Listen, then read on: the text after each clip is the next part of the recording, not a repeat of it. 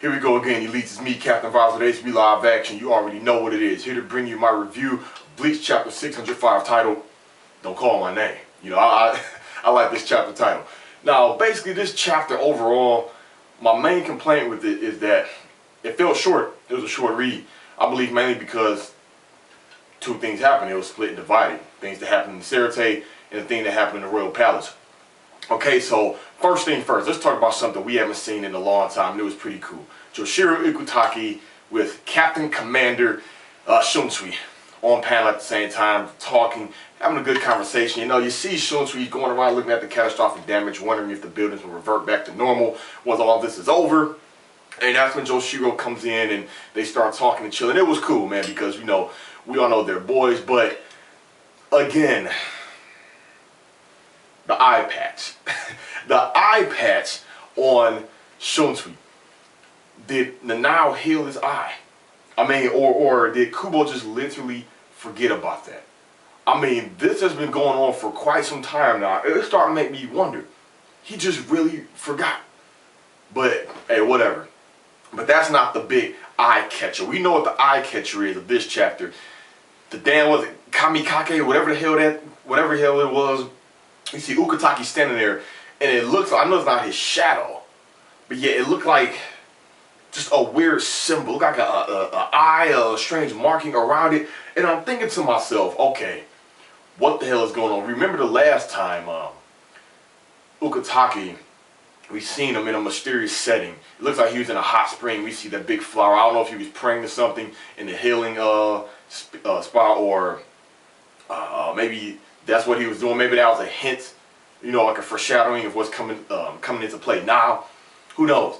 But we still do not know every single thing about UKITAKE. And, well, one of the things we do know is that he's from a low tier, you know, a noble family class. You know, he has brothers and sisters and whatnot. But I remember back during the Soul Society arc, Soul Society Rescue arc, UKITAKE said he took him some time to break the seal. He had the Shihoan shield. Y'all remember that? And I was thinking to myself, how did he break the seal? I mean, did he get instructions from Yoruichi, or did he use powerful Kido, or did he know how to do it? I mean, because the Shihoans are a noble clan as well as the UKITAKEs, but I mean, apparently the Shihoans are way up there compared to the UKITAKEs. But now, what made complete sense to me was how Shunsui, he was going to Central 46. Because that's when Jushiro, he asked Shunsui, like, hey, where the hell are you going? Where are you walking off to? He said, well, I'm going to pay a visit to Central 46. And right there, this could be for plenty of reasons to have permission to get access to the key, because it was said that each Captain Commander, well, a Captain Commander, knows the location of the key. Maybe he's going to Central 46 to ask, okay, I know the location, can I get it to go up there? You do know what's happening, right? You know, I need to get my ass up there.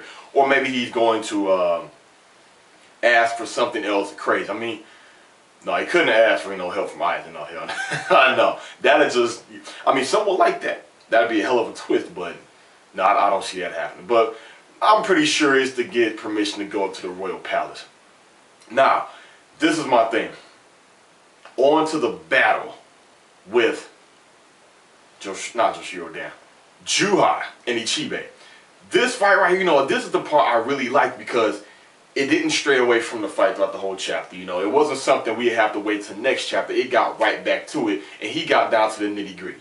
He didn't explain his abilities or nothing. He had that big ass paintbrush, you know, drew the line right here, jumped back, drew another line right here. He let Juha know, look, in between this space, I'm in the future. You will not get past this space. You know, he painted a big kanji symbol and everything. And he did the big ass palm strike. You see a big ass hand that pushes Juha back away. And that I liked. Yes, he was trying to defeat him, but at the same time, he was not trying to let him pass. Like, Gandalf, you shall not pass. You know, that's the whole objective of it. So, while he was getting pushed back, you know, getting sent thousands of miles back, you know, that right there, I thought it was over. But yeah, he does another palm strike, because his throat was crushed. And Ichibe told him, like, hey, I told you your throat was crushed. But the shocker of it all, we see Juha takes his hands and put his fingers in his own throat. And you see the reishi And I guess he heals his own throat, you know, and does some type of special Quincy ability to where he got his voice back. And he summoned the holy bow, or the holy arrow. And these multiple arrows been flying up, or flying at them. And one of them hit Ichibe. If you look at his back, you know, you see a mark with blood. But yet it was to pierce Juha, to propel him back to where he was. And when Ichibe realized, like, damn, you were willing to damage yourself, pierce yourself through the chest to get right back here, you know, or to get this battle, to keep going on, or to get to your mission objective, I'll see now, like, I'm going to have to really kill you and step this up. And you see Ichibe, his eyes went all white. Right there, said to be continued. Now, whether that means he's going Bunkai, he's going to reveal his Shikai, who knows. But I'm just glad Ichibe, he stuck to what he said.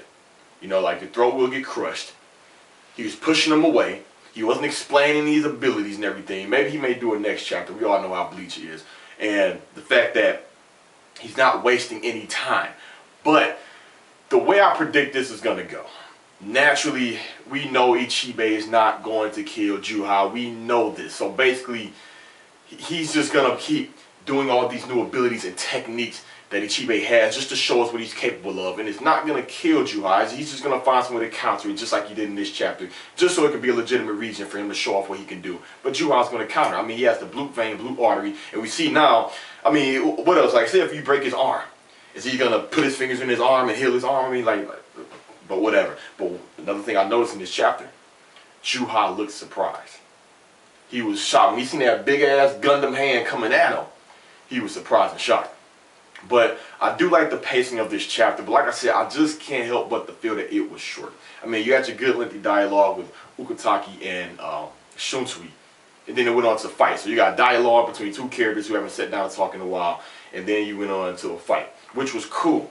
I like that in a chapter. But it just felt too damn short. But this whole kamikaze thing, what UKITAKE is doing,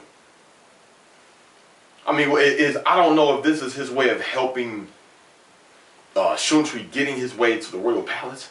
I don't know if this is his way of doing, it's something, but yet this is another thing to foreshadow. Let's just hope it's not gonna get dragged out. Here it is, November. We might not see what the hell what Jushiro was doing until freaking March of 2015. You know how mangas, especially Bleach, can be. You know how it can be. But I'm just glad things are picking up with Juha. Next week, I do feel that it will go back to some of these Star Knight fights, you know, with the elites. I do feel that. Hell, it may even go to, it may be split with everyone fighting. If that's the case, it may feel like another short chapter. Because we know what UKITAKE is doing. Well, we know what he did. But Shunsui, I think it's not going to cut to him for a while. Hopefully I'm wrong, but next week, yeah, I think it's going to be just a fight in fights. You know, maybe you may see what Ichibe, what he's going to do. Juha, I think he's going to go back to the elites and the other Royal Guard members. But other than that, I just hope Grimmjow shows up some way, somehow, as well as Genjo very soon. I know it's not going to be for the Royal Palace. That I know. That I know for a fact. And you know what? Maybe, now that they're out one of these Quincies who were left down below without no powers, if they figure out a way to still, you know, have access, to have some way to fight still. But we know they're weaker now. And maybe those, since they're just going to be weaker cannon, this cannon fodder, maybe they'll be available worthy opponents for the Fullbringers of Grimmjow. Not to be clowning on Grimmjow saying that, you know, even after all this, his only opponent should be a freaking Quincy whose power has been taken away and they have some artificial way to fight. I'm not saying that because clearly Grimmjow now needs a worthier opponent, but I still don't think he's going to beat Ichigo if he chooses to fight him for a rematch. I don't even think Ichigo would accept it. Maybe he will, who knows. But that's all I have for this review, elites. Let me know what you think that was going on with UKITAKE. What do you think Shunsui is going to ask out of Central 46? And do you think that now healed his eye or Kubo just forgot? And do you think Ichibe will go Bunkai next chapter? It's me, Captain Viles Ace. Thanks for watching. Sorry for the wait. See you next week. Signing out.